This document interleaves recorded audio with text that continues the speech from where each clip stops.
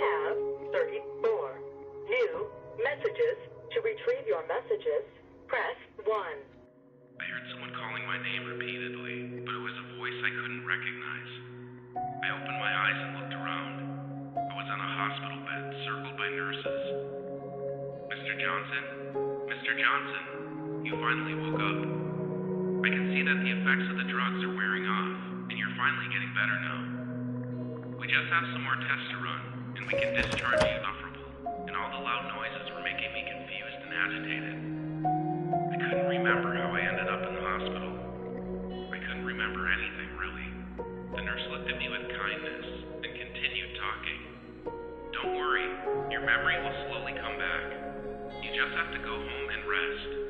A difficult time might come, but if you need psychological support, we're here to recommend you the best. Again, we're sorry for your loss, and we all hope that you'll be fine. All the needed tests were done, so I was discharged the day after. I was standing in front of a house, confused about everything around me. I didn't know whose house this was and why I was brought to it. I unlocked the door and entered the house. Everything I saw didn't remind me of anything specific, but I had a familiar feeling inside the house. The smell of it made me feel somehow safe. What is this place? And why do I feel like I know it? I thought while looking around. I started going through all the rooms and looking at all the photos that were hung on the walls. Fractured scenes kept coming into my mind, remembering slowly of the people I was seeing in the pictures were.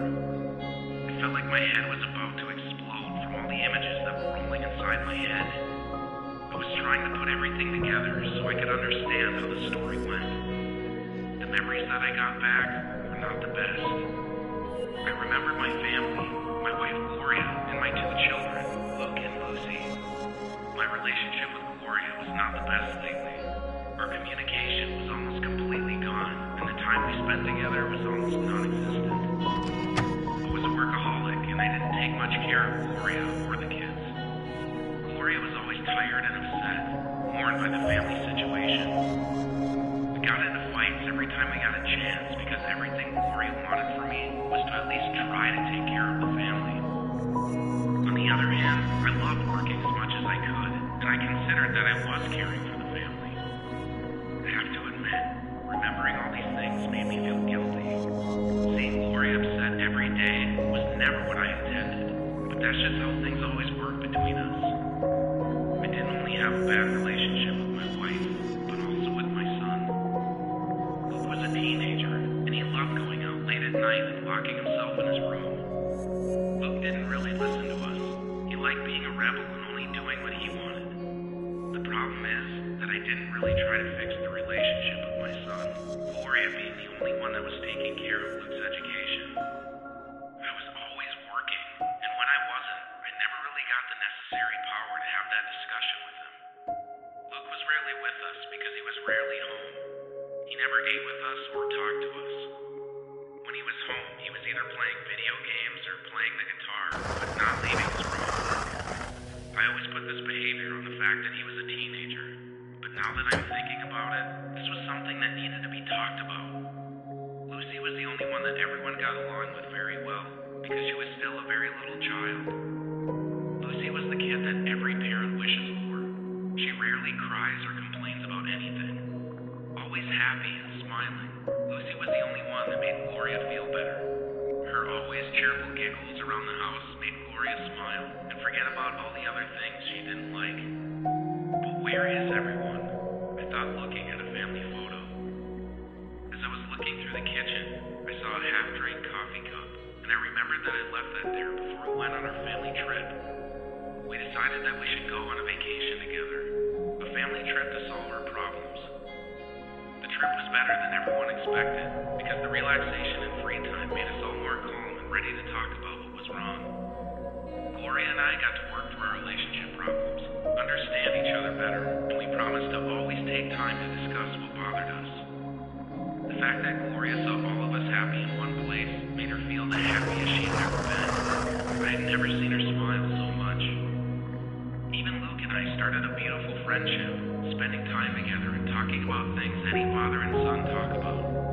It was the first time I felt the father-son connection regretted every second in which I didn't talk to my son. Lucy was having the time of her life, playing with all kinds of different toys and always laughing. We were all happy to see her smile and have fun, and she made us feel good too, contaminating us with her positive energy. As I kept remembering things about the trip, I got a bad feeling. My heart started beating faster, and I felt my stomach turning, and different images started flowing through my mind. Unfortunately, our amazing trip took a bad turn on our way back home. I was driving, talking to Gloria, and the kids were sleeping in the back seat. The music was playing ambiently. The kids were snoring, and I was driving on the highway. In that moment of inattention, I crashed the car brutally into a truck that was stationed in the emergency lane. The image and sound of the car crashing was the last thing I remembered before waking up in the hospital. The scene of the accident kept rolling in my head again and again, and I felt like crying on the floor, just now understanding what happened. The sadness and guilt started crawling straight inside my heart. My body was shaking, and I couldn't stop crying. I lost the family that I just got back, and we just started forming a real family again.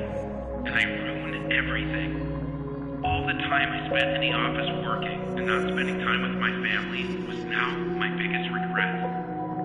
I just now understood why the nurse told me about the psychological help, and why she told me that she felt sorry for my loss. I couldn't believe the memories that were flowing through my mind. For weeks after that, I still had hoped that it wasn't how I remembered, and everyone kept telling me that I remembered everything right.